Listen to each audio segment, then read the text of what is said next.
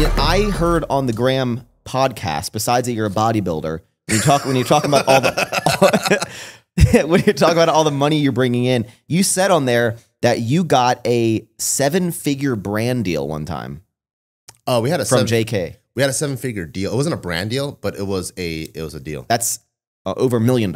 Yeah, for people who don't know. It's pretty fucking cool. And you didn't say in the podcast. You said the company doesn't exist. Can you say what the company was? It doesn't exist anymore, Bart. I don't know if I can, but I'll say it starts with a V. Viagra. Yeah. No, it wasn't a brand deal. So this was during the time where Viacom, where social media was popping off like crazy, and YouTube. This is like, I think before TikTok, you know, probably even before life was better before TikTok. Yeah. It's like before Vine. It's like YouTube's this dominant force. Yeah. I don't even know if Facebook had uploaded content or anything.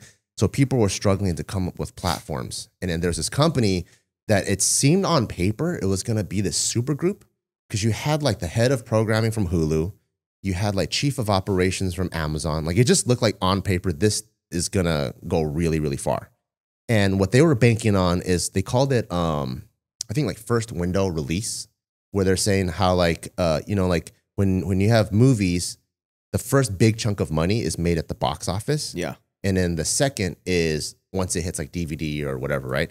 So they wanted to apply that to the online content model. So they paid us 7 figures. Oh, so this went through. It went through, yeah. So it paid us 7 figures. What is 7? Like, what was it? $1 million and $1? Was it $7 million? I think it was literally just $1 million. Not bad. Pretty cool, right? So it was like $1 million to upload your content onto this platform first for only 3 days ahead. So it was like such a no-brainer. So it's like when I'm going to beat YouTube, I'm going to start this new platform, and they bring Ninja in to be the guy. Exactly, like that.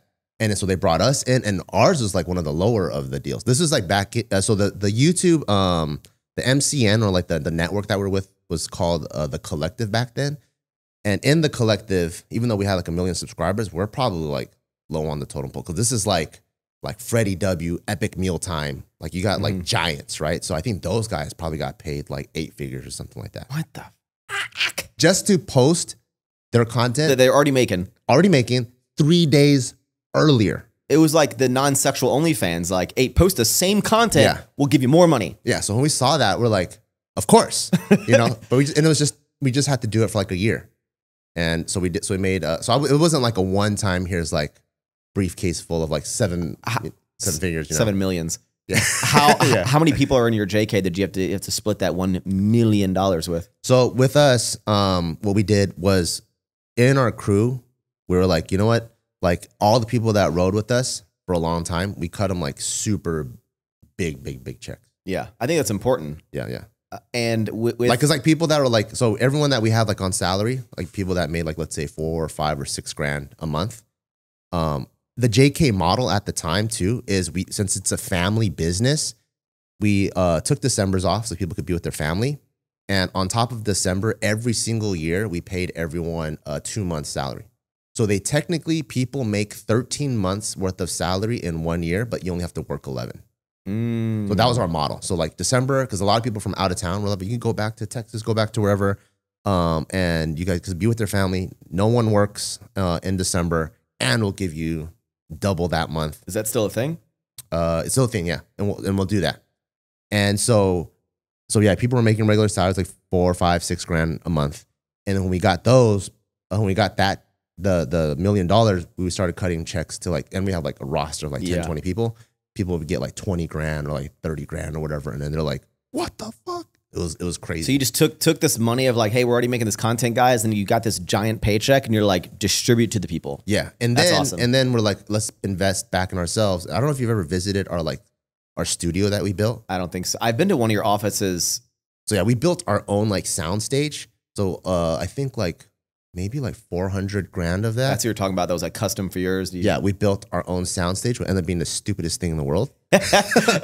Because now looking back, I'm like, we could have took the 400 grand that went into the soundstage and go, hey, Joe, you get 200, I get 200. Let's go buy some homes or some shit. Yeah. But we put it into soundstage, and it didn't end up turning well, but it was cool to like have walk through the process and like just learn from what I call like tuition, you know? Because like anything that fails, I see it more as tuition because you're getting a learning experience and it's not so much of a failure. That's an expensive ass learning experience. Oh yeah, dude. The amount of money that people probably, every person that you see that's been doing something for a long time, making, you know, very good money, whatever that is, has spent so much money. And people always ask, like, you know, if you could go back and change anything, and everyone's always like, you know, I wouldn't change. Everything was like a learning experience. But I think everyone's probably like, well, I wish I didn't lose out on hundreds and hundreds of thousands of dollars of profit because of this dumb shit that I thought was smart. Yeah. But that really is like the whole like learning process. Yeah, it's like a $400,000 tuition, you know? What is going on, guys? I am Max Tuning, your host. I hope you enjoyed this little clip. If you want to see the full, magical, lovely episode, just click the link down in the description or search Don't Be Sour on your favorite podcast streaming service. And remember, thank you for tuning in.